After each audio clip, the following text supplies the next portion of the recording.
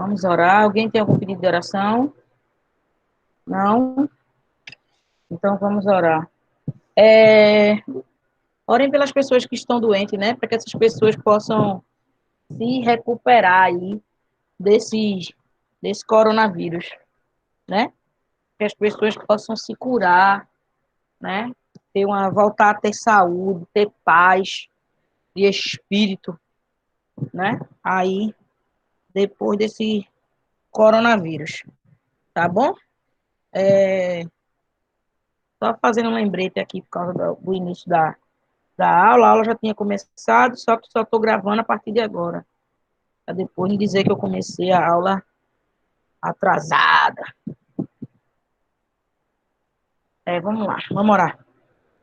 Amantíssimo e bondoso Deus, Pai querido que está nos céus, agradecidos estamos por todas as bênçãos que Tu nos concedeste, porque hoje é sexta-feira e sabemos da certeza que Tu estás conosco todos os dias. Fica conosco, Senhor Deus, derrama Tuas bênçãos sobre nós, nos ajuda, nos protege, nos guarda, em nome de Jesus, amém. Certo? Falando sobre prova agora, vou falar um pouquinho sobre a prova para ver se vocês diminuem essa ansiedade que vocês estão, tá certo? Eu vou botar aqui, abrir aqui, eu vou abrir aqui a prova para eu ficar vendo, vocês não estão me vendo, mas, quer dizer, eu não estou vendo vocês, mas vocês estão me vendo, certo? Eu vou lendo, quem quiser anotar o gabarito, anota, tá certo? Para poder fazer sua própria correção, tá certo? Para você fazer sua correção aí, tá bom? Primeiro quesito. Sobre o verbo, todas as afirmações estão corretas, exceto uma. Marque a alternativa que não está correta. A alternativa que não está correta aí é a letra C. Na língua portuguesa, há 4 tipos de modo: indicativo, subjuntivo, afirmativo e imperativo. Essa resposta aí é a errada. Era para marcar errada, era para marcar essa. Por que ela está errada? Porque não existe o modo, o quê? Afirmativo. Esse modo afirmativo aí não existe. Então, a resposta correta é a letra C. Independente se o quesito veio em cima, embaixo, o primeiro quesito, a resposta é a letra C. Segundo quesito, observe a imagem e marque apenas a única alternativa. Marque apenas a única alternativa. Era para marcar só uma alternativa. Esta imagem é uma história em quadrinhos? Não. Nesta imagem não há nenhum verbo? Não, tem um verbo. Nessa imagem há verbo pedir no modo imperativo. Nessa imagem há o verbo pedir no modo indicativo e depois ele diz, nessa imagem há o verbo pedir no modo subjuntivo. Mas a imagem está lá, ó. Peça batom, peça batom, peça batom. Então, ela está em que modo? É letra C também, no modo imperativo, ok? A imagem lá do batom garoto é letra C. Marque a alternativa correta a respeito da imagem. Terceiro quesito, é a imagem de um gol. Um gol. Nenhum gol é carro para ele. Tá vendo aí o desenho do carro? Estão vendo não, né? Mas estava na prova. Aí é para marcar a imagem correta. Aí ele diz, esta imagem é uma carta pessoal. Não é uma carta pessoal. Não é esse gênero textual. Nesta imagem há 2 verbos. Não tem 2 verbos. Nesta imagem há verbo ser, no modo imperativo. Não é. Nesta imagem há verbo ser no modo indicativo, no tempo presente. Isso daí é. Nenhum gol é carro para ele. Para ele, certo? A resposta correta aí no terceiro quesito é a letra D. D de doido. Quarto quesito, tinha assim. No trecho, deixei esta vida porque um dia mais que eu vivesse, acabaria morrendo. Louco. A locução verbal em destaque. Qual é a locução verbal em destaque? Acabaria morrendo. em destaque pode ser substituída por qual forma simples, sem alterar o texto? Pela forma morreria. Então, a resposta correta é letra D. Letra D, de doido, no quarto quesito. Não, desculpa, letra E. No quarto quesito, a resposta correta é letra E. Terceiro quesito. Transforme as locuções verbais destacadas em apenas um verbo. Vou estudar bastante hoje. É a locução verbal que está em destaque. Vou estudar. Vai ficar o quê? Estudarei bastante hoje. Meu cãozinho é amado. A locução verbal é amado por todos. Meu cãozinho, amado por todos da família. Ficaria só a palavra amado, certo? Tenho de ajudar minha mãe nas tarefas da casa. Ajudarei minha mãe nas tarefas da casa. Ou ajudo minha mãe nas tarefas da casa. Aí você tinha que escrever, certo? Escrever ou reescrever a frase, ou escrever somente o verbo que ficaria no lugar da locução verbal. Esse era um quesito para escrever. Sexto quesito. Sobre o sujeito e o predicado, todas as alternativas estão corretas, exceto uma. Marque a que não está correta. A que não está correta é letra E. O sujeito só pode se localizar antes do verbo. Isso não é verdade, né? A gente viu que o sujeito ele pode vir antes ou depois do verbo, certo? Sétimo quesito. Qual das alternativas abaixo representa o núcleo do sujeito da frase? Os avós e os pais e seus filhos viviam na fazenda da família. É a letra C. Avós, pais e filhos são o núcleo do sujeito. Oitavo quesito. Os livros escolares devem ser tratados com carinho. Nesta oração, separe o sujeito do predicado. Quem é que deve ser tratado com carinho? Os livros escolares. Então, quem é o sujeito? Os livros escolares. E quem é o predicado? Devem ser tratados com carinho, ok? Era para você botar lá, sujeito, os livros escolares, predicado, devem ser tratados com carinho. Somente isso que era para escrever. Nono quesito. As palavras infeliz, carinhoso, descontente e reescrever são formadas pelo processo de derivação, respectivamente, por qual processo derivacional? Qual seria o processo? Letra B. Infeliz é prefixal, carinhoso, sufixal, descontente, prefixal, e reescrever também é prefixal. Então, a resposta correta é letra B. Ok? Observe a imagem, décimo quesito. Observe a imagem e depois responda. O orgulho emburrece até as mentes mais brilhantes. O orgulho emburrece até as mentes mais brilhantes. A palavra emburrece, na imagem acima, formou-se pelo processo de derivação. Qual foi esse processo? É o processo que é o quê? Letra B também. Prefixal e sufixal, porque é emburrece. Vem de que palavra? Da palavra burro.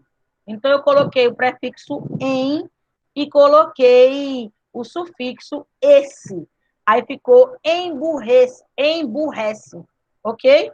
Certo? Então, tá aí. Voltando, repetindo de uma vez só. Primeiro quesito, letra C. Segundo quesito, letra C. Terceiro quesito, letra D. Quarto quesito, letra E. Quinto quesito, os verbos seria estudarei, amado e ajudarei ou ajudo. Certo? Eu estou em aula, me dá só um minutinho, eu já te ligo. Tá? Ok? Sexto quesito, letra E. Sétimo quesito, letra C. Oitavo quesito, sujeito vai ser livros escolares. E o predicado devem ser tratados com carinho. É isso mesmo. Nono quesito, letra B. 10º quesito, letra B. Ok, pessoal? Então, quem puder ou quem pôde, anotou aí o gabarito para ficar mais tranquilo. Tá certo?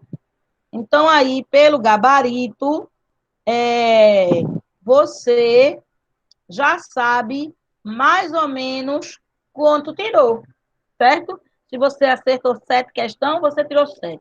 Se você acertou 8, você tirou 8. Se você acertou 9, você tirou 9. Se você acertou 10, você tirou 10. Se você acertou 5, você tirou 5. Se você acertou 4, você tirou 4. Então, quem printou ou quem anotou no papel o seu próprio gabarito, tem como corrigir agora aí, já saber sua nota. Quem não fez isso, vai esperar a Professora, nota sair. Tá bom? Oi. o que eu vou saber se eu não consigo mais ver minha prova? Meu amor, você teria que ter anotado na hora que você estava fazendo a prova. Agora, você tem que esperar o resultado sair, filho. Entendeu? Tem que ter um pouquinho de paciência. Tem que ter um pouquinho de paciência e esperar. Quem, na hora que estava fazendo a prova, teve a ideia, porque algumas pessoas tiveram essa ideia, e printou sua própria prova, foi printando tela por tela da sua prova, da resposta que colocou, tem aí e pode corrigir. Ou quem pegou um papelzinho e anotou o gabarito. Minha prova, eu respondi primeiro quesito, letra A. Pronto, anotei. B. E assim foi. Quem fez isso tem como corrigir. Quem não fez, tem que esperar o resultado da prova sair. E ter paciência. Tá bom? Que eu vou divulgar. Tá certo? Só não vou divulgar hoje, nem amanhã. Eu vou divulgar. Tá certo? Tem que ter paciência. O professor ele tem um período de tempo para corrigir e dar a nota. Tá certo? Essa prova era mais fácil de corrigir, era. Só que eu não fui informada antes,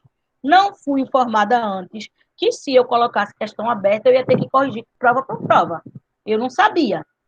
Então, aí agora, paciência.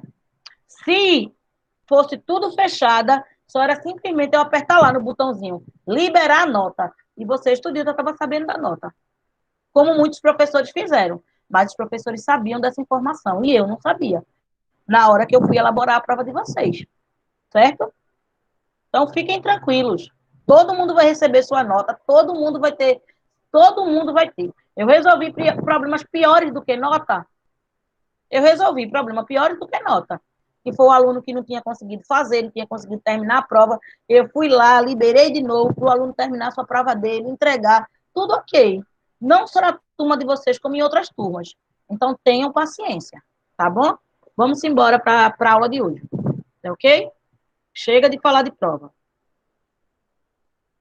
Deixa eu só abrir aqui o coisa. Meu Deus, eu tô morrendo de calor. Eu vou abrir a porta aqui, não dá não.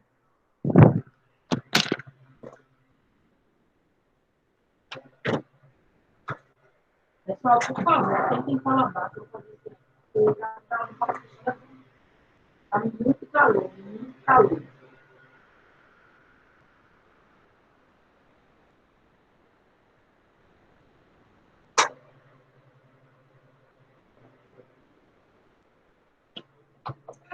Tá meio que chovendo, a janela tem que ficar fechada.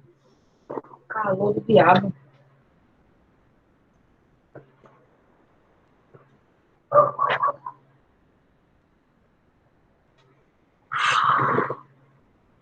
Ai, Deus.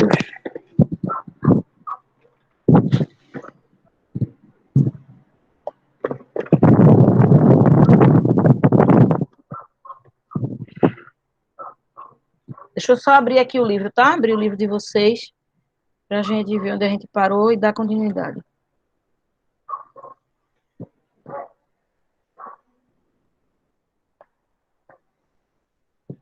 Às vezes é melhor a gente confiar na resposta que a gente acha que é, né? Às vezes, quando a gente está na dúvida, é melhor seguir a nossa intuição. Pode ser que dê errado, mas às vezes é melhor, né? Mas não fiquem preocupados com isso não, pessoal. Ninguém vai se prejudicar, não. Não estou dizendo que a gente vai passar o aluno se o aluno fazer atividade, logicamente, sem tirar a nota. Não é isso, não é nesse sentido que eu estou falando. Eu estou dizendo que se complicou muito, a gente depois faz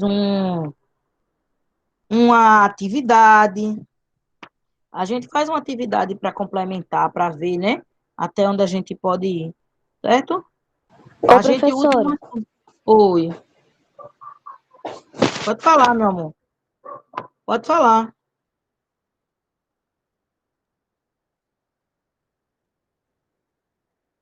Eu não estou te ouvindo, não, Beatriz.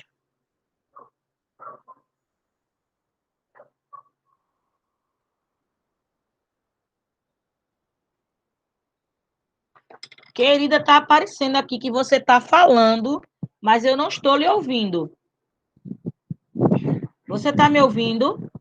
Eu acho que a internet dela caiu. Estava mostrando aqui como se ela estivesse falando, mas eu não ouvi nada, nada, nada. Só ouvi quando ela disse, ô professora. Só ouvi isso.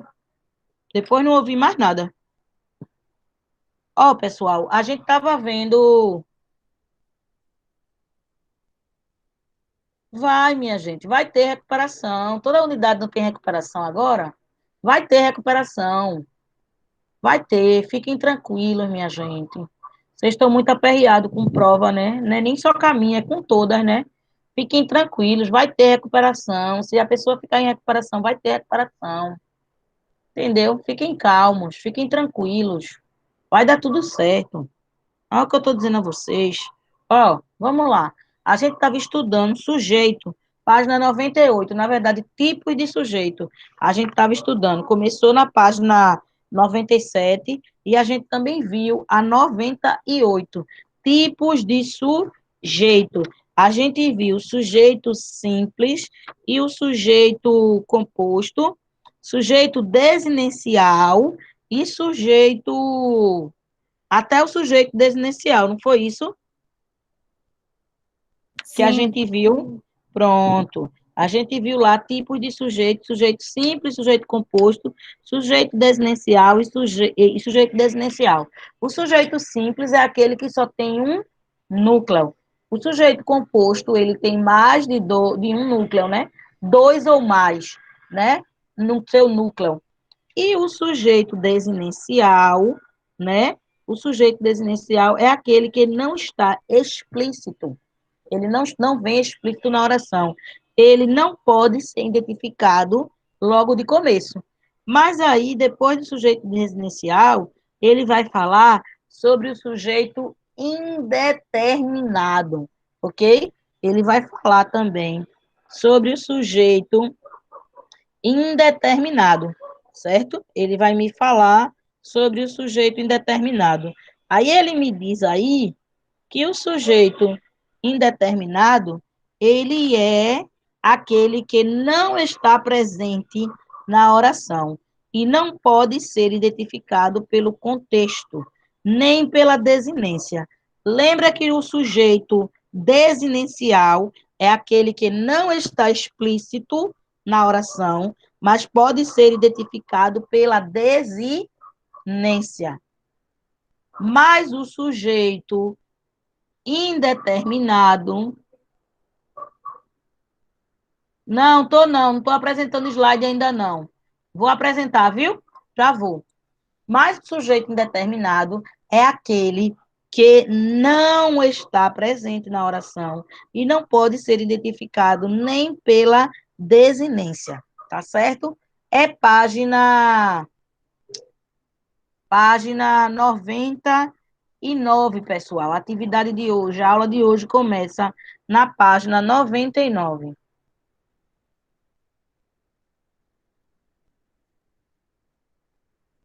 Página 99, certo? Aí na página 99, a gente tem o sujeito indeterminado e o sujeito e oração sem sujeito. Sujeito indeterminado e oração sem sujeito, ok? A gente tem na página 99. Aí ele me diz como é o nome? A definição. de sujeito indeterminado e me dá a definição da oração sem sujeito. É possível indeterminar o sujeito de uma oração de duas maneiras, com o verbo na terceira pessoa do singular, mais o pronome se ou na terceira pessoa do plural. Aí depois ele vai falar de oração sem sujeito. Tem um quadrinho aí para saber mais. Ele diz assim, ó: para saber mais, tanto o sujeito desinencial quanto o sujeito indeterminado não aparecem expressos na oração. A diferença entre eles é que o sujeito desinencial pode ser. Não, eu acho que não vai ter, não. No de Corpus Christi não teve. Quarta-feira que vem, eu acho que não vai ter aula para a gente, não. No de Corpus Christi, que foi dia 11, não foi dia 11? Na quinta-feira, não teve? Aqui está mostrando que é dia 24 no meu calendário aqui, ó. Tá dizendo que é dia 24, ó. Tá vendo? Ó, dia 24. Tô vendo. Eu acho que não vai ter, não. Dia 24 é quarta-feira. Eu acho que não vai ter aula, não, pra gente, não. É bem no dia da nossa aula, quarta-feira. Ó, voltando aqui. Para saber mais, tanto o sujeito desinencial quanto o sujeito indeterminado não aparecem expressos na oração. A diferença entre eles é que o sujeito desinencial pode ser identificado pelo contexto ou pela desinência do verbo. Já na oração com o sujeito indeterminado, essa identificação não é possível. Quando eu tenho uma oração com um sujeito indeterminado, ela não pode ser identificada. Aí, lá no outro lado, na página 100, na página 100, é que ele vai me dizer a definição de oração sem sujeito. Ele diz: uma oração formada apenas por predicado com o verbo impessoal empregado na terceira pessoa do singular é conhecida como oração sem sujeito. Aí, agora, o que é que eu quero que vocês façam? Eu quero que vocês peguem o caderno e respondam aí. Vai botar lá a data, aí vai botar sujeito indeterminado, aí vai botar primeiro quesito, responder letra A, letra B e letra C. Pula uma linha, aí vai botar oração sem sujeito, aí vai responder primeiro quesito, letra A, letra B e letra C, ok? Botem assim no caderno e comecem a responder agora, que daqui a 10 minutinhos eu vou fazer a correção, tá bom? 10 minutinhos contado de relógio, eu vou fazer a correção, tá certo? Abram na página 98, certo? Página 98, aí bota a data hoje é 19 de 6 de 2020. Aí você vai botar português, ou atividade de classe, o que você quiser botar, tá bom? Lá no cabeçalho, no seu cabeçalho. Que não é um cabeçalho, né? É só uma linha. Aí depois você vai botar lá o tipo do assunto. Você vai botar lá o assunto. Sujeito indeterminado.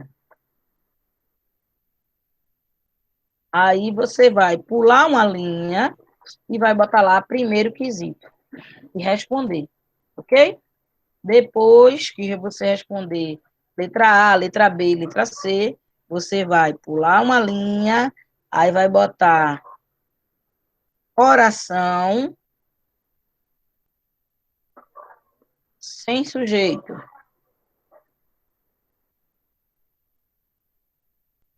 Aí vai pular uma linha, aí vai botar lá primeiro quesito de novo e vai responder. Letra A, letra B, letra C. Tá bom? Daqui a 10 minutinhos eu vou exibir a minha tela para a gente corrigir. Tá certo? Ok? Aqui a atividade. Vou compartilhar aqui minha tela para a gente ir corrigindo juntos, tá certo? Esse assunto aí não é um assunto difícil, é um assunto que só é estudando, já é assunto da segunda unidade.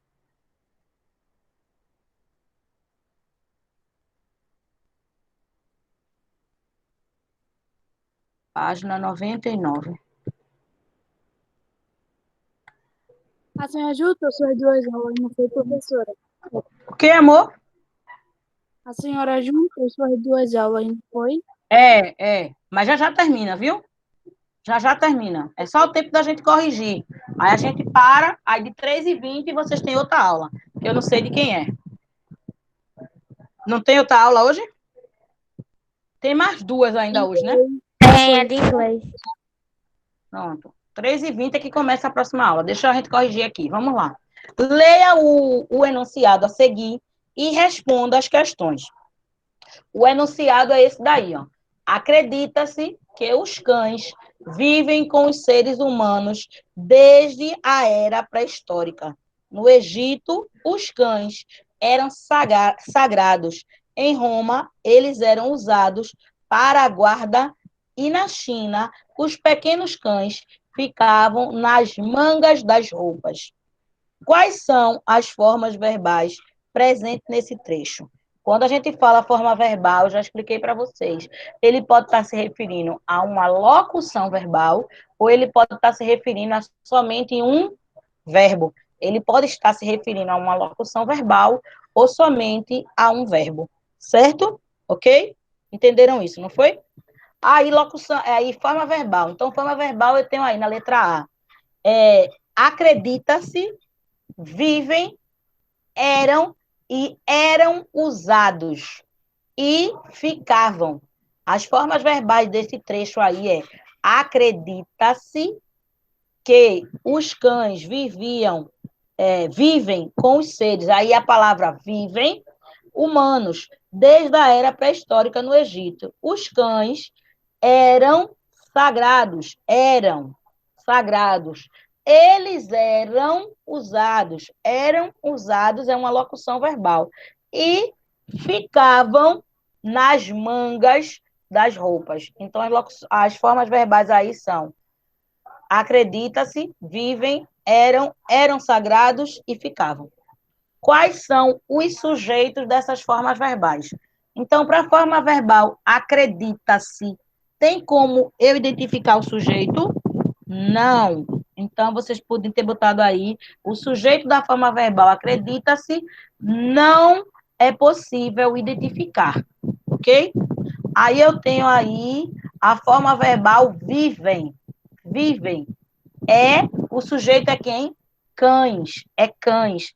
Acredita-se que os cães vivem. Então, a forma verbal de vivem é cães, certo? O sujeito de vivem é cães, desculpa. E a forma verbal eram, também é a palavra cães. Os cães eram sagrados. Então, a forma verbal, o sujeito da forma verbal eram, também é a palavra cães, ok? E a forma verbal de eram usados é o pronome eles. Eles eram usados, certo? Para a guarda e na China. E os pequenos cães ficavam na margem, nas mangas das roupas. Então, ficavam também é a forma verbal. O sujeito é pequenos cães. Eu só quero dizer forma verbal, mas é o sujeito, certo? Aí é quando ele dá a definição de sujeito indeterminado. Quem não tem o livro e está vendo aí agora, é bom copiar essa definição aqui, ó. Sujeito indeterminado, ok? Certo? E o sujeito, oração sem sujeito. Bora lá conferir. Ele usou, leia o enunciado abaixo para responder as questões a seguir. Acredita-se que pode haver dezenas de espécies de cães que ainda não conhecemos. Indique o verbo auxiliar e o verbo principal da locução verbal em destaque. Qual é o verbo auxiliar? Pode. E qual é o verbo principal? Haver. Certo? Verbo auxiliar, verbo principal. Letra B. É possível identificar o sujeito da locução destacada? Justifique sua resposta. Ele está dizendo aqui que não, porque nenhum sujeito é capaz de desempenhar o fato expresso pela locução verbal. Qual é o fato expresso pela locução verbal? Pode haver, certo? Em relação à flexão, em que pessoa e número essa locução verbal foi empregada? Foi empregada na terceira pessoa do singular. Flexão de quê, minha gente? De pessoa e de número. Se eu tenho flexão de pessoa, eu tenho o quê? Primeira, segunda e terceira pessoa. Se eu tenho flexão de número, eu tenho que dizer se é singular ou se é plural, ok? E com isso a gente acaba essa atividade. Ó, eu não vou passar atividade de casa, por quê? Porque esse assunto a gente está vendo agora. E a gente viu também o assunto nesse meio dessa semana de prova. Aí o que é que eu vou fazer com vocês? Segunda-feira, não, eu tenho aula com vocês. Eita, danado. A gente só tem aula na quarta, né? E na quarta não vai ter aula, provavelmente é São João, né? Então eu vou passar a atividade, porque senão vai ficar muito distante. Eu vou passar a atividade. Se vocês, por um acaso, não conseguirem resolver tudo, a gente, na hora da correção, tira as dúvidas, tá certo? Aí, da página 100 e a página 101. Deixa eu ver se a 101 está todo o quesito, só está o texto. Se tem que botar até a 102. Não. É 100 e 101 só. 100 e 101. A página de atividade de casa, anotem aí para vocês, queridos. 100 e 101. Tá bom? Não fica com essa carinha triste, não. Essa carinha de choro, não. Exagero, vou ter mais de uma semana para fazer. É uma brincadeira dele. Atividade de casa. Página 100 e 101. Ok, galerinha? Atividade de casa. Gente, ó, bom descanso, bom final de semana. Descansem a cabecinha, vão jogar um pouquinho, fazer outras coisas, jogar uns joguinhos, fazer qualquer coisa para relaxar também um pouco, tá bom? Eu tô Aí, acordando página. às 6h30 da manhã para estudar. Então, hoje, já bota o relógio para acordar mais tarde, para dormir mais. Vai assistir um filme, assistir um desenho, fazer uma coisa que vocês gostem, né? Que vocês merecem. Passar a semana aí estudando, fazendo prova, tá bom? Vão se divertir um pouquinho, tá certo, queridos? Bom final de semana, que Deus abençoe vocês, tá bom? Mas não esqueçam de fazer atividade, tá certo? Tá bem? Lembrando, não pode fazer Sim. fogueira no São João, porque a fumaça pode prejudicar as pessoas ficarem gripadas, ficarem tossindo, com problema respiratório. É por isso que não pode ter fogueira, tá certo? Quem gosta da fogueira não vai ter fogueira esse ano. Ano que vem a gente faz fogueira. E quem gosta de comida de milho, comprar o milho, fazer a comidinha de milho, que é muito bom. Comer paçoca, pipoca, pé de moleque, pamonha, canjica, né? Vamos embora comer as comidas do milho, né? Cheiro grande para vocês, bom descanso, tá bom? Tchau, Tchau. professora. Fique com Deus. 3h20 tem aula, viu? Não esqueçam. Tchau. Tá,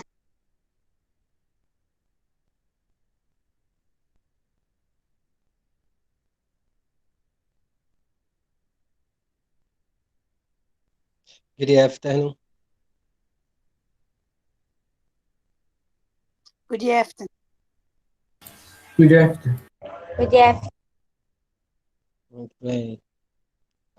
Fizeram a prova, gostaram da prova? Como é que foi a prova? Foi boa. Encontraram dificuldade? A linguagem estava fácil, estava tranquilo? Como é que foi? Tava Tá bom. tranquilo. Tá bom, Estava tá tudo bom. tranquilo? Sim. Ok, graças a Deus. É, Ninguém percebeu nenhuma casca de banana, não?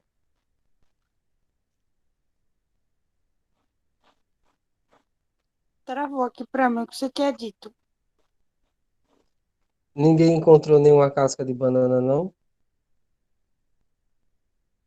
Se não me engano, encontrei.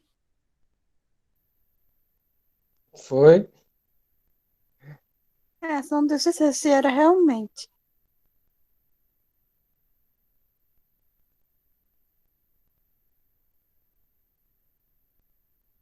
Ok, deixa eu dar só uma olhada aqui no para ver se eu encontro o slide que eu separei para a gente hoje. Só um instante, tá? Eita, senhor, é uma ciência.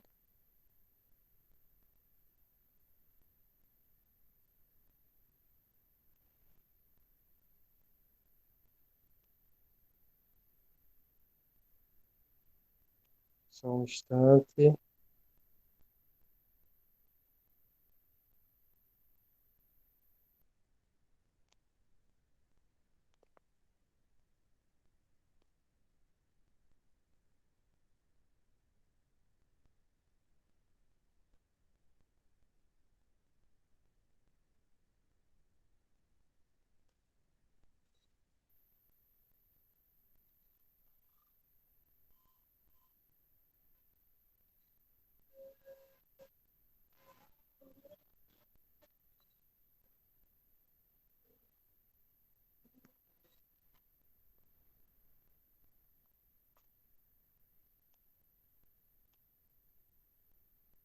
Cadê? Pronto. Eu não sei se já vai começar a aparecer para vocês. Já começou a aparecer para vocês o slide? Não. Não? Oxi. Então, sobre o verbo can, pode e não pode. Lembra? Ah, não estou conseguindo. Eu acho que eu já sei o que é que eu vou fazer. Eu vou tentar Professor, e as compartilhar notas? com vocês. Tava demorando, tava demorando. O que é que tem as notas? Não vai dar?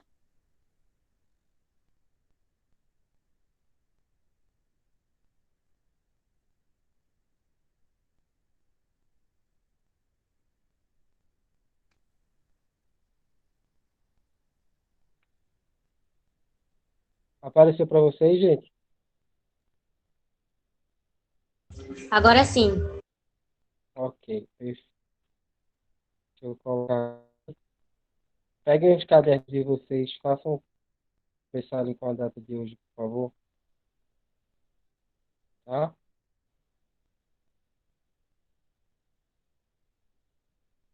Cadernos abertos, cabeçalho com a data de hoje.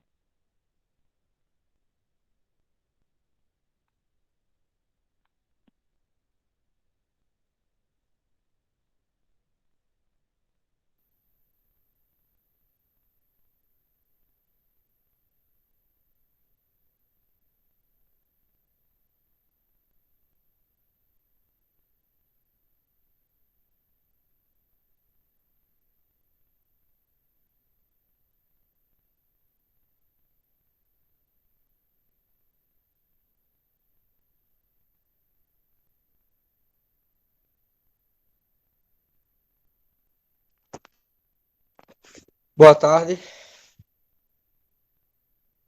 Certo. Boa tarde. Boa tarde. Enfim, gente, deu uma queda de energia aqui, desligou, foi tudo. Consegui É, religar tudo agora. acontece. Vejam só, então, dando continuidade. Ciência, deixa eu ver aqui. Eu me lembro que eu estava com vocês com o bloco de notas, não foi isso? Eu tinha escrito o verbo to can, não foi isso? Sim. O senhor Deixa eu pediu para compartilhar fazer o com vocês. cabeçalho só. Certo. Faço cabeçalho, tá ok? Embaixo do cabeçalho vocês escrevam isso aqui, ó. Verb to can, certo? E embaixo você coloca assim. Verbo poder, ok? Escrevam aí assim. Escreva também. Can é igual a pode. E can not, que pode ser abreviado para can't, significa não pode. Ok? Escrevam isso aí rapidinho no caderno de vocês, por favor.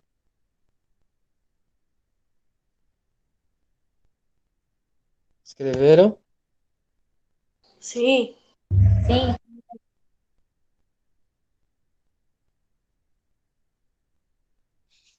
Vamos lá.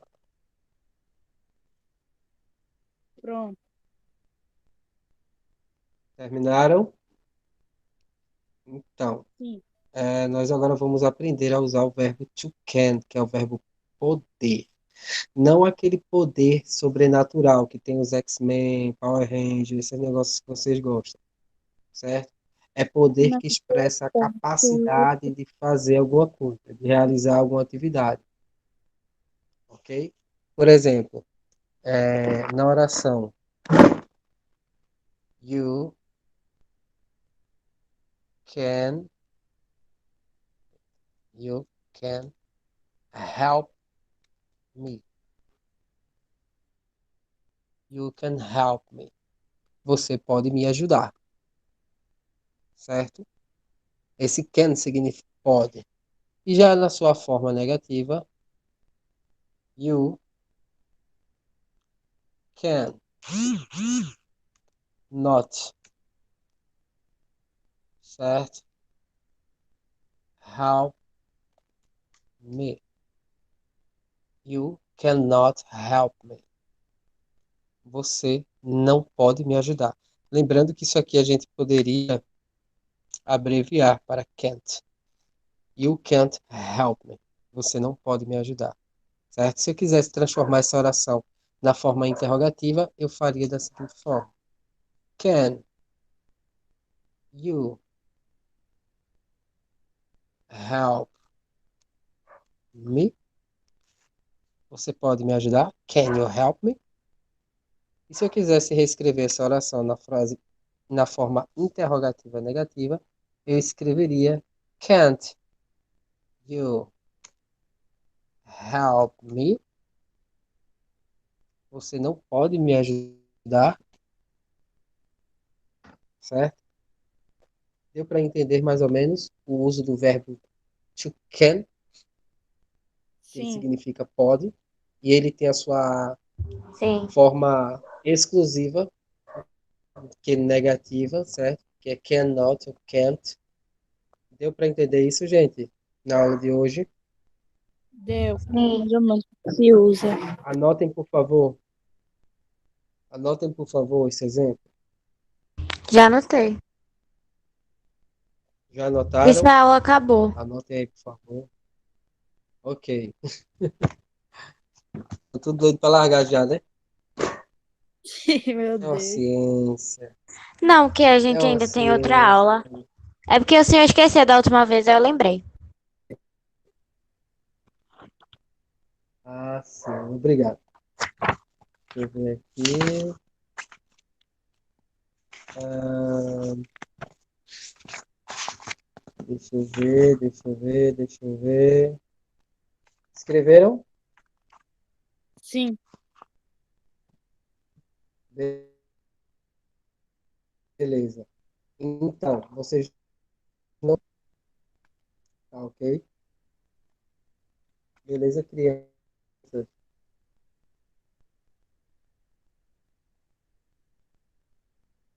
Entenderam? Pra mim travou. Quando o senhor falou, sim, mas não Travou? E agora, tá melhor? tá. Então, Sim. não tem atividade para casa, tá? É só para ler essa ideia do can. Pode e do Tá, cannot, que não pode. Tá bom? Ok. tá certo. Ok? Sim. Então, tchau para vocês. Até terça-feira. Goodbye. Boa tarde, pessoal. Tudo bem com vocês? Estão me Boa ouvindo bem? tarde. Sim. Uhum. Vejam só, de antemão, né, vou começar a nossa aula agradecendo a vocês, tá? Porque não foi fácil, né, o acesso ontem em relação às avaliações, né? Não só ontem, como de uma maneira geral, né? Está sendo muito difícil para todo mundo, né? Para nós professores, tá? E para vocês alunos também, tá certo? Então, quando a gente vê uma boa quantidade de alunos que está em meio a tanta dificuldade que a gente está passando, ainda com o mesmo espírito, né, de luta, de perseverança, né, de dedicação, né, aos estudos, a gente fica feliz e com a sensação não de dever cumprido, porque o dever nunca está cumprido, né, está sempre em cumprimento, mas na verdade é muito gratificante a gente se deparar com essa situação, tá certo? Então, eu queria agradecer a todos pela resistência, né, a tamanha dificuldade a conseguirem realizar a prova, e muitos de vocês, né, tiraram notas excelentes, tá? Em relação em meio a todo o problemática, tá certo? Toda a problemática não interferiu em nada.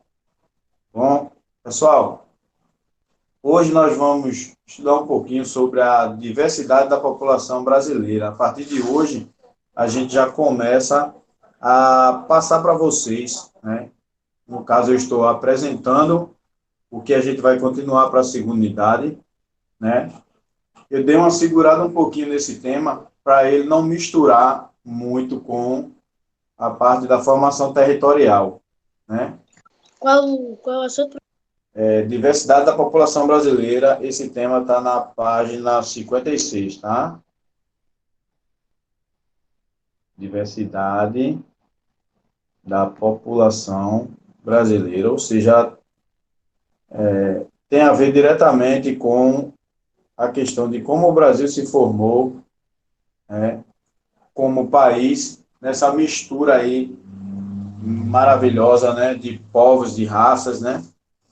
E o resultado de tudo é uma grande mistura, né, que faz com que nós tenhamos uma riqueza cultural, né, e étnica, né? Ou seja, a gente tem uma riqueza de etnias e de cultura bastante rica por conta dessa mistura. Se não houvéssemos participado dessa mistura, a nossa cultura talvez não fosse, né, tão explosiva, tão espontânea, né, para o mundo inteiro.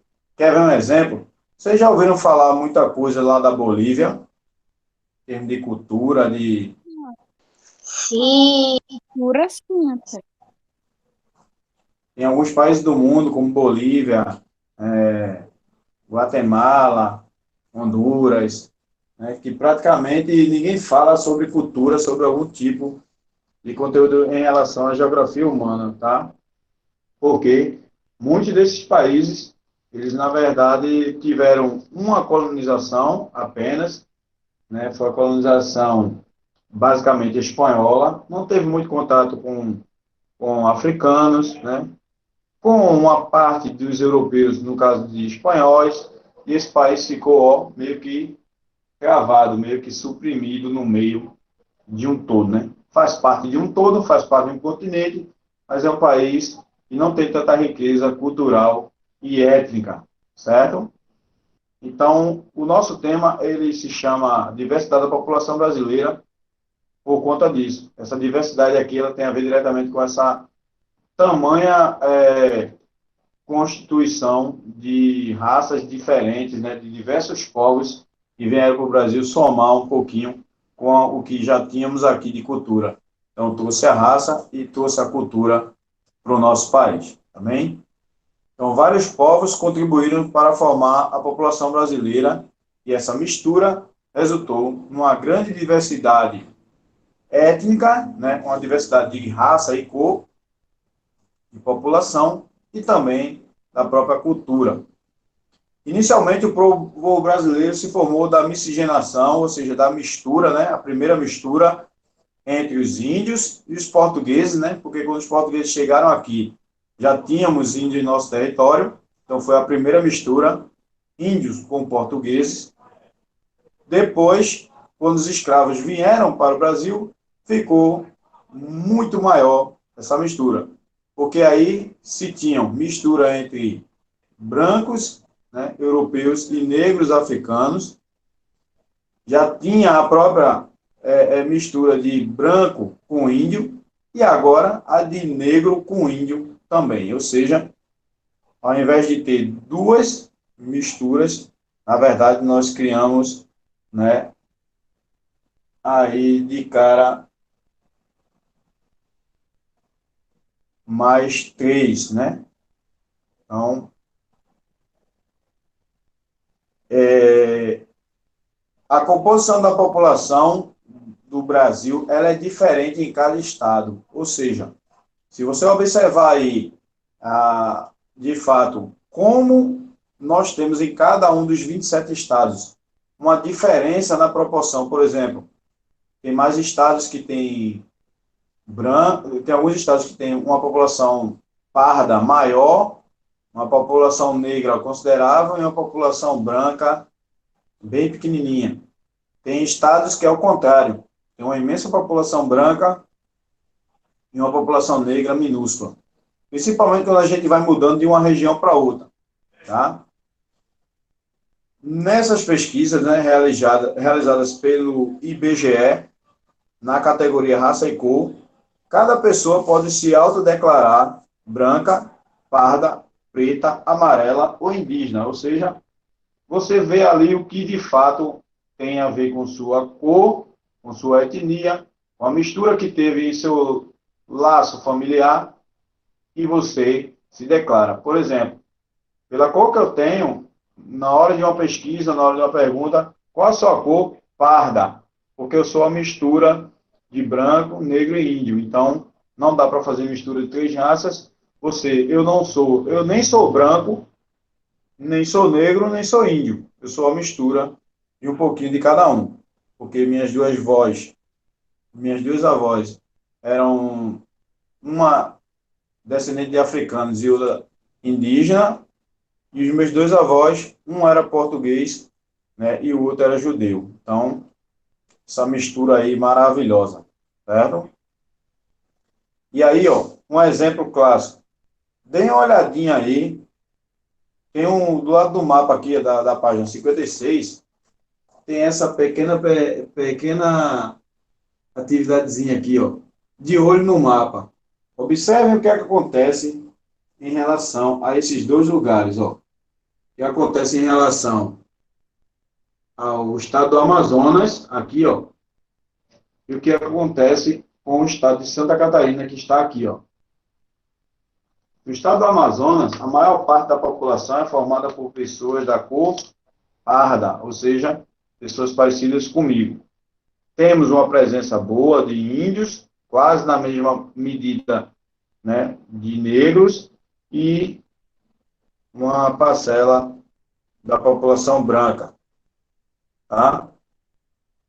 Já no estado de Santa Catarina, nós temos uma gigantesca população, em sua grande maioria na cor branca, uma minúscula parte da população negra e outra pequena parte da população parda. Então, veja como se invertiu. Região norte, meio da Amazônia, muita gente da minha cor, presença quase que igual de índios e negros, e uma razoável presença de brancos, né?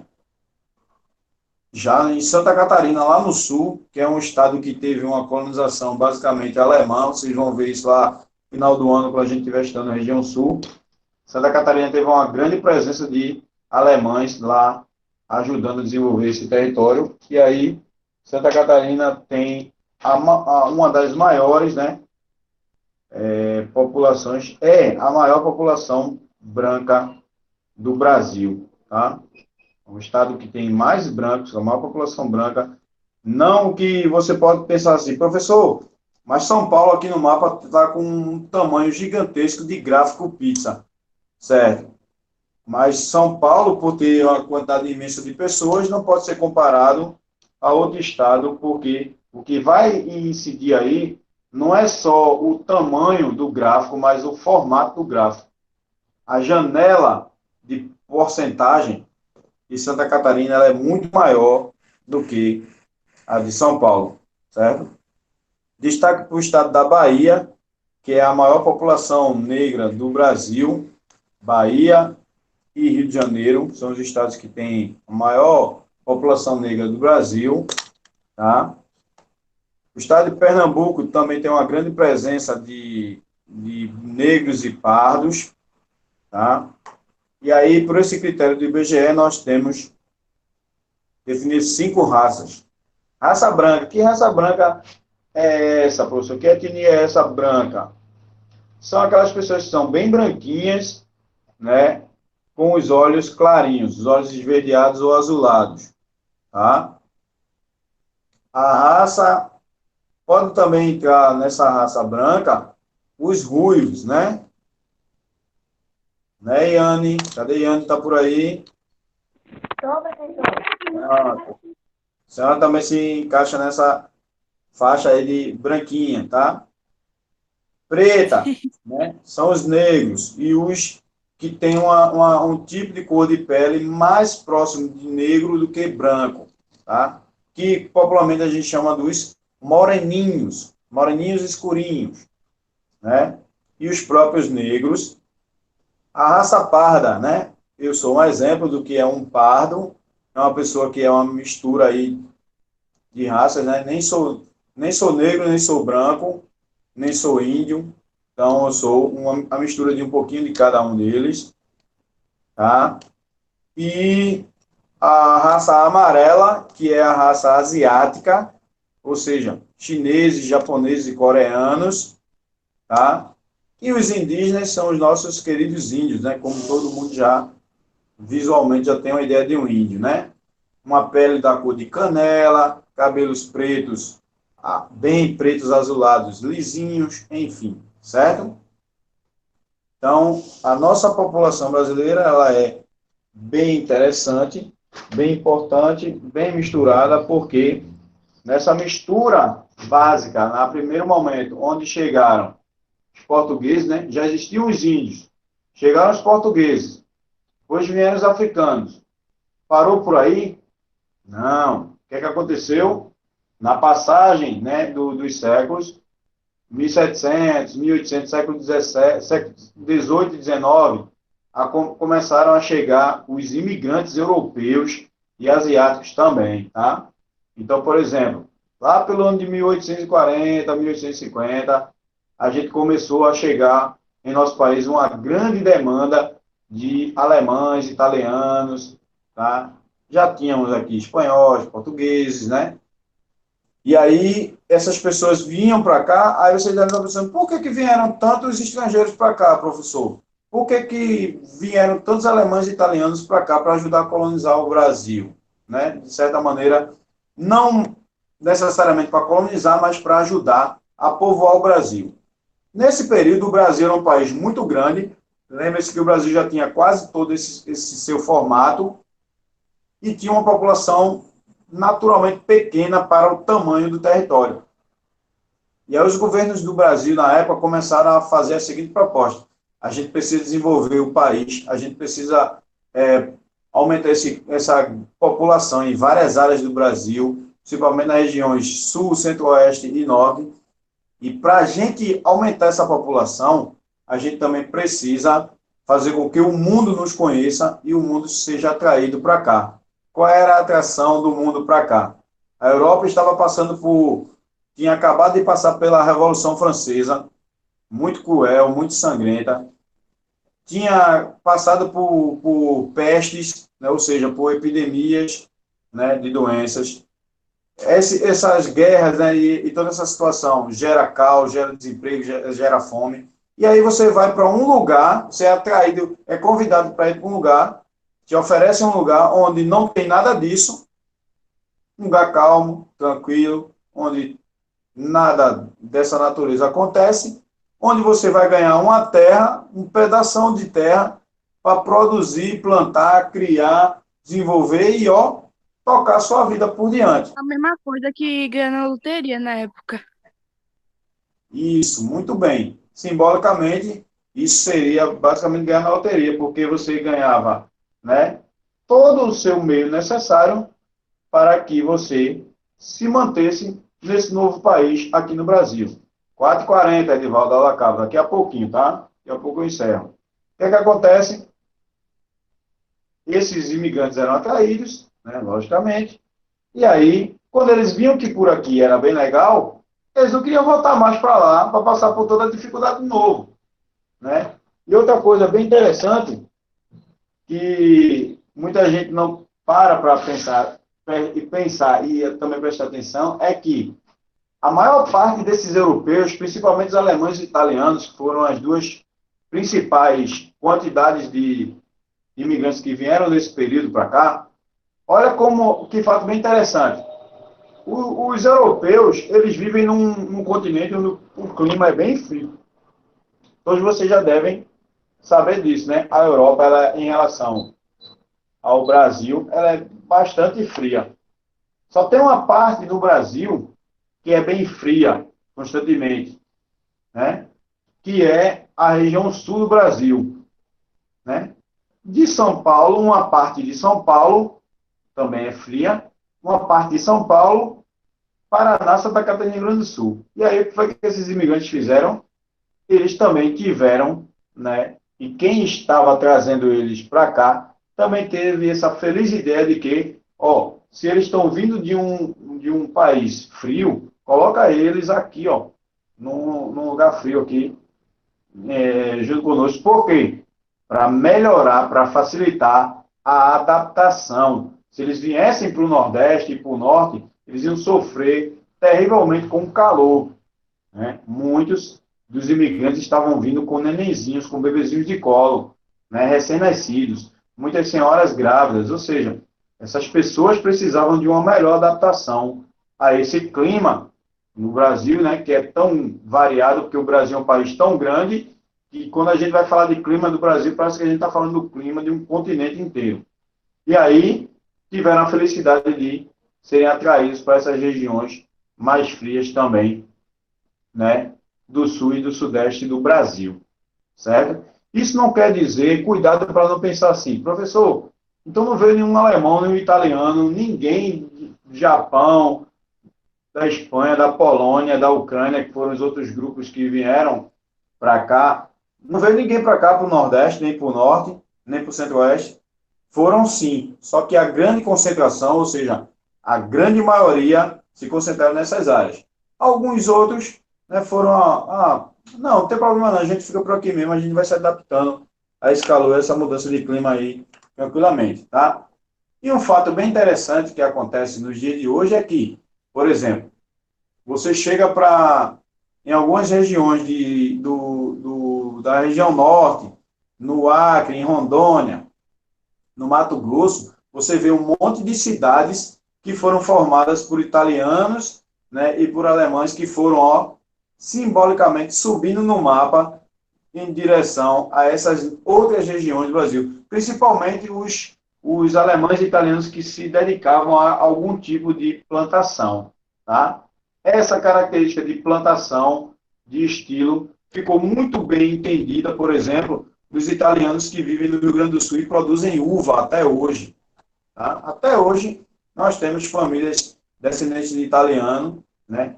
Nasceram no Brasil, têm sobrenome italiano, tá? E que vivem lá na região lá de Santa Catarina, Paraná e muito mais, né, no Rio Grande do Sul, produzindo vinho, vivendo basicamente igualzinho os seus avós e bisavós viviam lá na Itália, tá certo?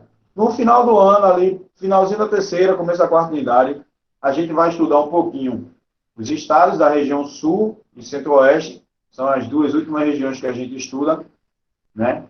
Primeira região que a gente estuda é a região norte, nordeste, sudeste, sul e centro-oeste, a gente acaba o ano com sul e centro-oeste, vocês vão conhecer um pouquinho melhor de cada estado, o que aconteceu nesse período, né, da chegada, da colonização, como foi organizado tudo isso, né, desse tempo do século XIX, de 1850 para cá, e aí vocês vão entendendo todo esse contexto, tá, histórico aí, de alguma maneira. Tá bom, pessoal?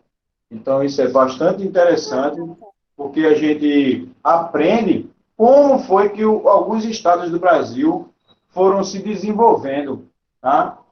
Em Santa Catarina mesmo, você tem uma grande parte de Santa Catarina que é basicamente um pedacinho da Alemanha dentro do Brasil. São cidades belíssimas, tem um clima frio, tem as casinhas, tem as construções de ruas e casas igual às casinhas do estilo alemão. Você tem uma parte da Alemanha, dentro do Brasil, ali em Blumenau Blumenau, Brusque e Pomerode. Essas três cidades aí de Santa Catarina, elas têm uma beleza inigualável. Elas são tão excelentes que algumas dessas regiões, né, do Paraná, de Santa Catarina e Rio Grande do Sul, são, pelos estudos do IBGE, considerados os melhores lugares para se viver dentro do nosso país. Vocês sabiam disso? Não, Eu não não sabia. sabia. Eu As não sabia. melhores, isso, as melhores cidades do Brasil para se viver são essas cidadezinhas lá do interior do Paraná, de Santa Catarina e Rio Grande do Sul, principalmente as cidadezinhas que têm colonização italiana e alemã, certo? Em Pomerode mesmo, Pomerode, Brusque, Blumenau, tem algumas escolas que ensinam lá português e alemão para os alunos em idade escolar como vocês. Então, os Que alunos, legal. eles aprendem português e alemão porque eles têm essa cultura de preservar o idioma dos seus antepassados, né? E aí o interessante é que em algumas regiões dessa, né, algumas cidadezinhas, as placas de ruas, ela tem o nome da rua em português e em alemão, para as pessoas se sentirem muito mais próximas aí de suas raízes da Alemanha, certo? E aí tem as festas, né? As festividades, os festivais, né? Da cultura alemã, da cultura polonesa, da cultura italiana, e isso é muito bonito, muito interessante, porque isso acaba por trazer, né, mais e mais para enriquecer a nossa cultura. Iane tem uma irmã que mora em Santa Catarina, mas ela vem para cá em agosto, Iane, é isso mesmo? Sim. Que bom. Quando ela voltar para lá, peça para ela levar um monte da gente para lá, viu? Que lá é, ó, 1000%. Acho que ela vem para cá só passear e ver um pouquinho do sol, né? Deve Não, ser ela por vai vir isso. pra cá morar de vez. Tá bom. Então, pessoal, a Edivaldo está perguntando aí, cadê... E as piores cidades, professores, estão aonde? As piores cidades do Brasil, elas estão em alguns lugares que tem muita pobreza ou muita violência, tá? No Rio de Janeiro, Maceió, Recife, Fortaleza, São Luís do Maranhão, tá? Triste pra gente. Teresina, Piauí. Algumas cidades têm muito problema de estrutura, muito índice de analfabetismo, muita pobreza, e outros têm muita violência, né? Recife, outro dia aí, estava ali encostando nos índices de violência de Rio de Janeiro e São Paulo. Se você for observar a quantidade de pessoas que tem em Rio de Janeiro e São Paulo, né, são muito maiores do que a quantidade de pessoas que tem aqui em Recife, né? São Paulo mesmo é uma cidade com mais de 30 milhões de habitantes. Então, como é que uma cidade de 30 milhões de habitantes pode ser alcançada por uma cidade que tem menos de 2 milhões de habitantes, como Recife, em índice de violência, né? E aí, infelizmente, a gente vive em algumas regiões que vão se caracterizando por essa pobreza, e a pobreza ela tem uma influência enorme na violência, porque, infelizmente, em nosso país, a gente tem uma cultura que preza que quem é pobre e não tem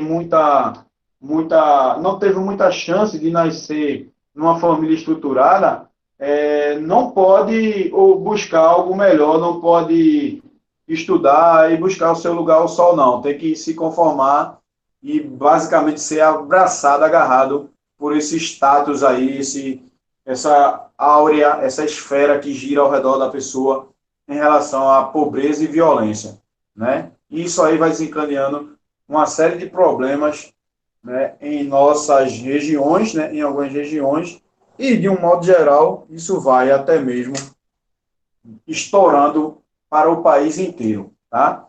Outro dia eu tive a curiosidade de fazer uma pesquisa, um estudo da seguinte maneira, né? Por que no Brasil não se investe tanto em educação ou as escolas do governo elas fazem algum tipo de atrativo para que as crianças estudem bem, estudem muito e saiam da violência, das drogas, do crime, de um modo geral, para buscar algo melhor na vida? E aí eu consegui, com essa pesquisa, né, achar um fato bem interessante. Apenas menos de... O Brasil tem 5.570 cidades. Dessas 5.570 cidades que o Brasil tem, a grande maioria delas, dessas cidades, elas não têm tanto problema com violência. A gente encontra aí em torno de 50 a 60 cidades de um meio, né, de 5.500 cidades, ou seja, é praticamente 1% das cidades do Brasil que tem esse grande problema com violência em suas, digamos assim, em suas ruas, em seu seio, né? Em seu seio estrutural de sociedade. E aí, veja que interessante. Quando a gente vai olhar para isso, a gente pensa que o Brasil todo está de um mesmo jeito. A gente está acabando de ver antecipadamente que na região sul não passa por tudo isso. Ah, professor, mas lá em Porto Alegre, lá em Florianópolis, nas capitais, as capitais são sempre mais violentas. Mas no interior, nós temos muitas cidades boas, maravilhosas de se viver. Tá? Cidades pacatas, né? Calma, sem muita agitação de cidade grande, né? Com um índice de pessoas que estudam, trabalham e ganham bem, ruas bem bonitinhas, bem asfaltadas, sem alagamentos, sem muita poluição, sem muita sujeira, com ar puro, com muita natureza, enfim, uma verdadeira maravilha dentro do Brasil, tá bom? Querem uma má notícia? Infelizmente a aula acabou. Tá? Tá gostando, interessante.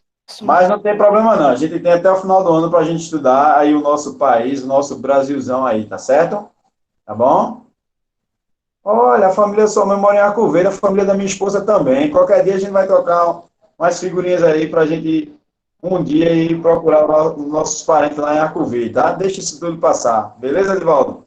Tchau, pessoal. Fiquem com Deus. Um abraço a todos. Se cuidem. E um excelente final de semana para todos nós. Amém? Tchau, tchau. Amém.